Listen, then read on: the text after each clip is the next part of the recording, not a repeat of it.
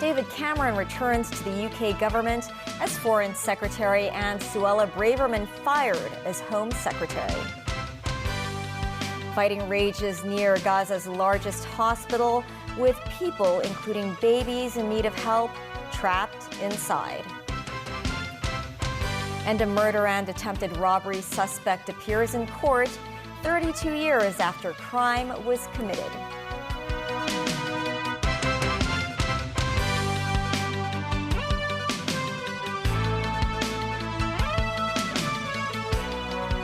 Good evening and welcome to TVB News. UK Prime Minister Rishi Sunak has reshuffled his cabinet. Suella Braverman has been fired as Home Secretary. James Cleverly moves from the Foreign Office to replace her. But perhaps the most surprising move of all is that former Prime Minister David Cameron is the new Foreign Secretary. David Garrett reports. Suella Braverman's future as Home Secretary was said to be hanging by a thread over the weekend. Early Monday, Rishi Sunak cut ties with his Interior Minister. Braverman was accused of stoking tensions when she criticised the London Metropolitan Police Force for being biased toward pro-Palestinian marches in an article for the Times newspaper last week. The piece was not sanctioned by Downing Street and did not reflect Conservative government policy. She angered many, including the police, which she oversaw, and it followed other controversial comments about migrants and homeless people. In departing, Braverman described the post as a privilege, but she had become a liability for the leader. It is the second time she has left the post of Home Secretary. James Cleverly moves into Braverman's job after being Foreign Secretary for around a year. He was seen going into Number 10 to talk with Sunak Monday morning. It is more of a sideways move than a promotion. In a shock announcement, Sunak has picked former Prime Minister David Cameron as new Foreign Secretary. Cameron arrived shortly after Cleverly to emerge from the political cold. Cameron was forced out as leader when he lost the Brexit vote in 2016. He is no longer an MP, so in order to become the UK's top diplomat, Sunak has to appoint him to the upper chamber, the House of Lords, a highly irregular move which is sure to provoke debate. It's a gamble for Sunak with around a year until the next general election. David Garrett, TVB News. Thousands of people appear to have fled from Gaza's largest hospital as Israeli forces and Palestinian fighters battle outside. Gaza health authorities say Israel has yet to make moves to rescue dozens of premature babies that have been taken off incubators because of the lack of power at Al-Shifa Hospital. Israel says Hamas is using the hospital as a cover for its operations. Israel is responding to Hamas's October 7th attack on Israeli soil, in which 1,200 died and some 240 hostages were taken. Nazvi Karim has more. Premature babies at Al-Shifa Hospital in Gaza City, waiting for either Israeli troops to save them or for power to be restored at the hospital, neither of which has happened yet. 3 have died after fuel that powered the hospital ran out. Around 40 more are at risk. Israel had previously offered to save the babies and move them to safer places, an offer scoffed at by Gaza officials who say there is no safe place in the area and fighting around the hospital is too intense for any rescue operation. Israel's military, the IDF, released footage of its soldiers placing 300 litres of fuel at Al-Shifa Hospital's doorstep, then blamed Hamas for refusing the offer. Hamas said the hospital is run by the Gaza Health Ministry, which in turn said the fuel was not enough to operate hospital generators for more than 30 minutes. Health officials also say staff are unable to reach wounded people outside the hospital because of Israeli snipers. We can't stick our heads out the window, one official said. Hamas, meanwhile, held a press conference in Beirut, Lebanon, saying the recent Organization of Islamic Cooperation, or OIC, meeting in Riyadh, Saudi Arabia, was a step in the right direction. However, Hamas representative Osama Hamdan said while the group appreciates their efforts, they expected more concrete steps to stop the aggression against civilians and children.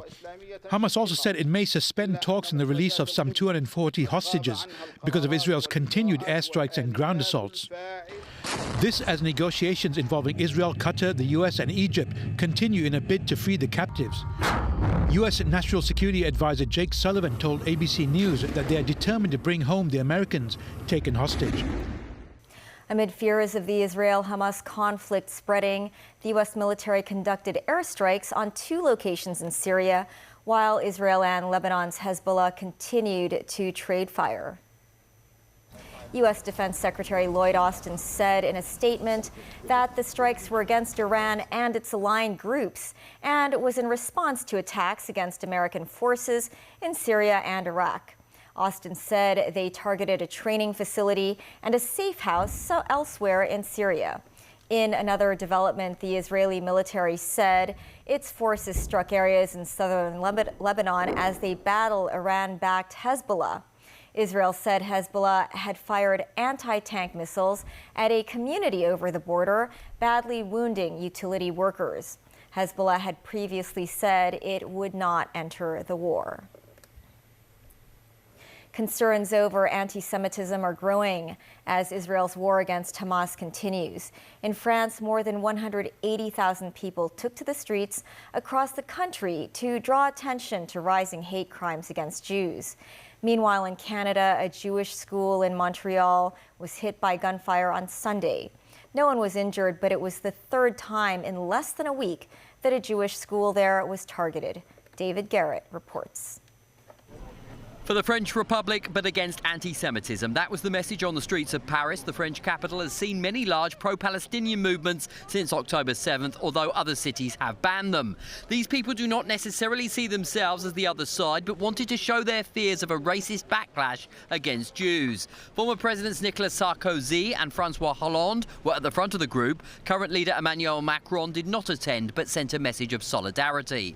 Prime Minister Elizabeth Borne said of Jewish citizens, "We are at their side." Behind them, the numbers were huge, estimated at around 180,000 in Paris. This sign reads, "Sweet France, I love you, don't make me leave." I think we are the only place in the world where such a mobilization is possible and has been made, where the Jews are attacked everywhere else in the world. So I'm very proud of my country. Police say there have been more than 1,000 acts against Jews in France since the conflict started. A graffiti campaign against Jewish property is being investigated, although it is unclear if this is specifically anti-Semitic, but it has raised fears. Some people are scared, right? And we're not talking about one person or two.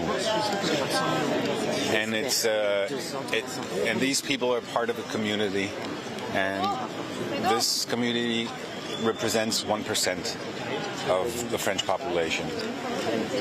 And I think it's a good idea to show that there's more than 1% of the French population that believes in these common rights. Meanwhile, in the Canadian city of Montreal, a Jewish school was hit by gunfire on Sunday. 2 others in the area reported bullet holes on Thursday. No one was hurt. Toronto has received reports of crimes against Jews and Muslims. Prime Minister Justin Trudeau was quoted as saying, "This is not Canada. We are better than just about any country at understanding differences." David Garrett, TVB News. Back locally, a 59-year-old man was arrested over a murder and robbery case that happened over 3 decades ago. The arrest was made at the Shenzhen Bay checkpoint on Saturday. The murder and robbery case happened in June 1991 at a secondhand jewelry and watches shop in Shamshui-Po. 3 armed men took part in the crime. One of them killed an employee with a gun. The trio then fled the scene in a car, which they abandoned after hitting a traffic jam. Police from the Kowloon West Regional Crime Unit arrested a suspect at the Shenzhen Bay checkpoint on Saturday.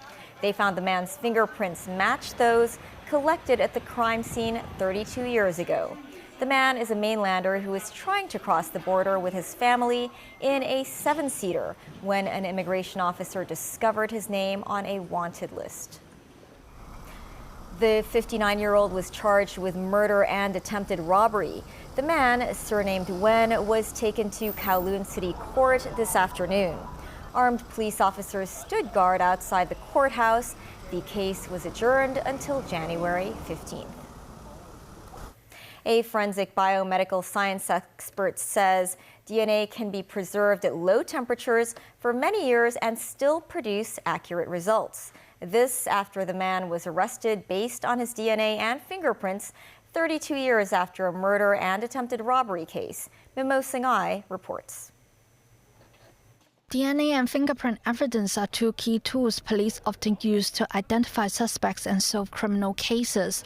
After arresting a suspect believed to be involved in a murder and attempted robbery case from 32 years ago, police sought help from the government laboratory, a department that conducts analytical, investigative and advisory work. Speaking to the press today, Superintendent of the Kowloon West Regional Crime Unit, Alan Zhong, said a DNA test had shown that a bloodstain on a t-shirt left in an abandoned vehicle was a match for the suspect. In addition, Zhong said the man's fingerprints also proved to be a match to those collected at the robbery scene in June 1991. Xavier Cito, a forensic biomedical science academic, said DNA can be preserved at below -80 degrees Celsius. He said the most important thing is to collect a high-quality DNA sample, meaning it has not been damaged or contaminated. Under those conditions, DNA can be kept for a long time, he said. The city's former Security Secretary Lai Tong-kwok said the evolving technology enhances the process of identity verification at broader checkpoints. The current technology can generate a formula as soon as a person places their fingerprints on a fingerprint reading machine, Lai said. Mimo Singhai, TVB News. Still ahead, efforts to rescue at least 30 workers trapped in a collapsed tunnel in northern India. Registration for the chronic disease CoCare pilot scheme begins. And the Security Secretary defends a $5.5 billion correctional facility rebuilding plan.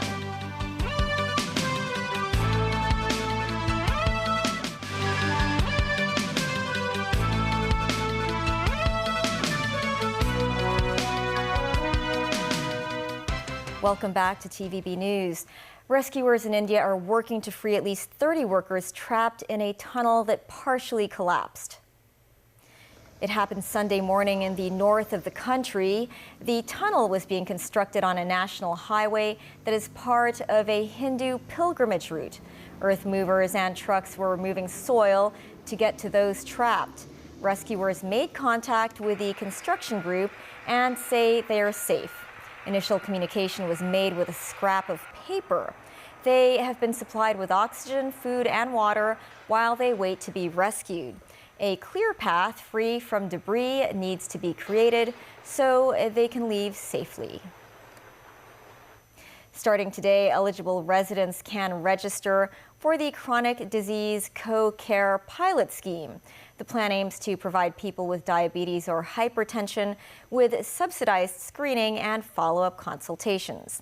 As Sharon Tang reports, some doctors who took part in the initiative have decided to charge more than the recommended fee of $150.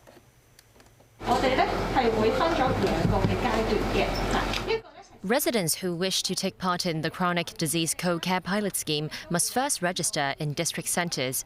Staff members will explain the arrangements in detail and then help residents select a doctor of their own choice. Under the plan, residents aged 45 or above who suspect they have diabetes or hypertension but have not been previously diagnosed can register for screening and follow-up at a subsidized cost. Participants must pay $120 upfront for testing.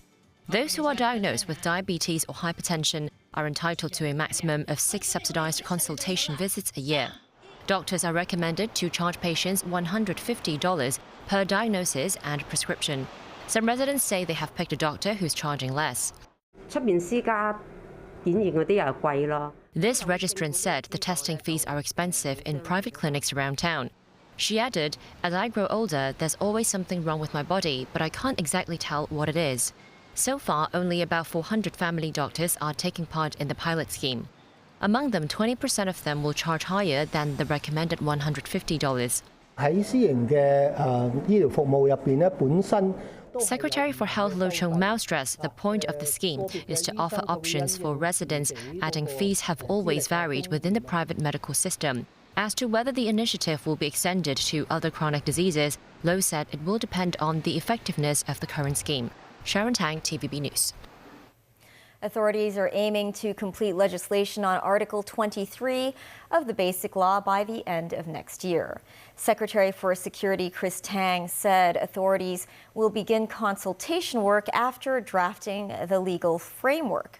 He added the authorities will make the effort to do explanatory work to prevent external forces from smearing the law.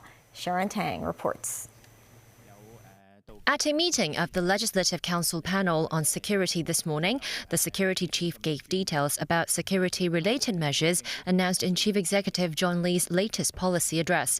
Lawmakers doubted whether newly enacted legislation under Article 23 of the Basic Law may replace some of the provisions of the national security law imposed by Beijing in June 2020. The four provisions under the national security law may be covered by Article 23, so that it makes it easier for court to make judgment, for interpretation, and that it alleviates the concerns of the international society against Hong Kong. Article 23 should not be replacing the national law. Article 23 should be executed in complement with the national security law. Some people say that we don't have to legislate Article 23 because we are safe now.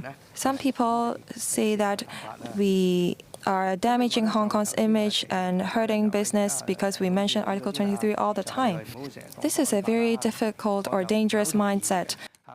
Tang added that after drafting the legal framework for Article 23, consultation work will begin. We believe that when we are enacting Article 23, there will be foreign forces that use this as an excuse to smear Hong Kong and the country. Article 23 legislation will only impact on people who undermine national security, but not ordinary members of the public. Rights, including freedom of expression, of assembly, will be protected under the United Nations Human Rights Convention.